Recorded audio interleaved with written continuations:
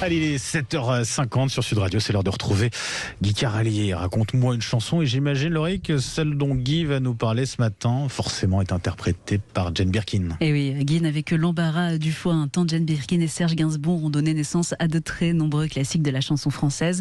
Et il a choisi de nous raconter l'histoire de la chanson Fuir le bonheur de peur qu'il ne se sauve. Un très beau titre, une chanson qui est intimement liée à leur histoire d'amour. Bonjour Guy. Bonjour Guy. Bonjour Laurie, bonjour Benjamin, bonjour à tous. Alors franchement, en étant tout à fait objectif, reconnaissez Laurie et Benjamin qu'on a connu des week-ends plus glorieux. Hier, sur une route de Bretagne, en rentrant vers Paris, lassé des infos sur les records de température, la nouvelle vague de chaleur annoncée, je m'apprêtais à éteindre l'autoradio quand un flash m'a appris la mort de Jane Birkin. La mort de Jane Birkin. Je viens d'écrire cette phrase et je ne parviens pas à en croire les mots.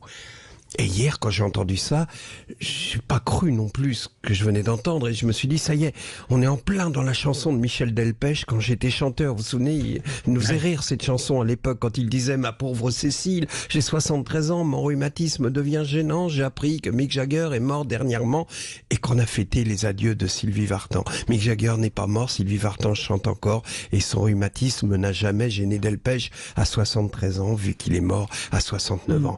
Mais la mort de Jane Birkin, on reste sidéré, comme à chaque fois, comme pour Johnny, comme on l'est pour un membre de la famille, vous savez, un de ceux qui accompagnent nos vies, comme on l'a été pour cet oncle qui nous faisait marrer, qui faisait rire la famille, qui nous semblait immortel. Birkin fait partie de la famille. Elle restera pour toujours la meuf de Gainsbourg, comme Sylvie est restée celle de Johnny, comme Mireille d'Arc est restée celle d'Alain Delon pour l'éternité. Ce sont nos couples. Ils sont dans nos vies. On a vécu avec eux, comme les Berthemier. Vous savez, Christophe et Aurélie, ils ont eu beau divorcer, mais pour nous, il y a toujours Christophe et Aurélie.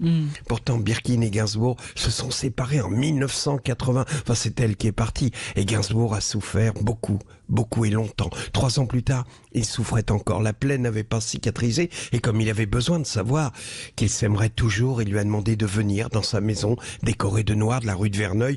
Il lui a dit, je voudrais te montrer des chansons que je viens de composer pour toi.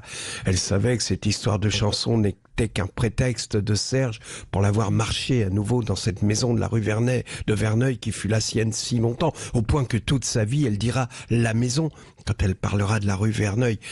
Elle n'avait pas de projet de disque et pourtant elle a dit oui, pour rassurer Gainsbourg. En la voyant, il est bouleversé, mais comme d'hab, il cache son émotion sous une indifférence feinte. Chacun évite le regard de l'autre et d'entrée, il se met au boulot. Sur une feuille, il inscrit le nom des chansons. Il demande à Jane de les noter comme on le fait pour des hôtels, maximum 4 étoiles pour les palaces. Alors, Jane écoute. La première chanson, c'est Baby Alone in Babylon, 4 étoiles évidemment. Et puis les dessous chic, 4 étoiles.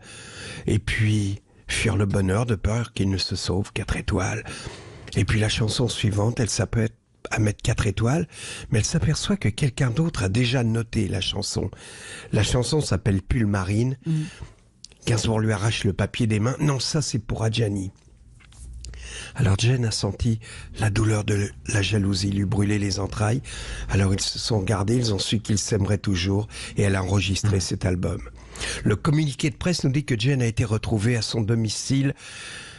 Donc elle est morte seule jusqu'au bout. Elle aura été Baby Alone in Babylon. Jane Birkin est morte. Mort, où est ta victoire? Elle fuyait le bonheur de peur qu'il ne se sauve. Alors, devant l'actualité désastreuse de ce matin de juillet 2023, affrontons le malheur de peur qu'il ne s'incruste. Et croyons au Dieu, aux cieux, même quand tout nous semble odieux. Allez, bonne journée. Je vous embrasse.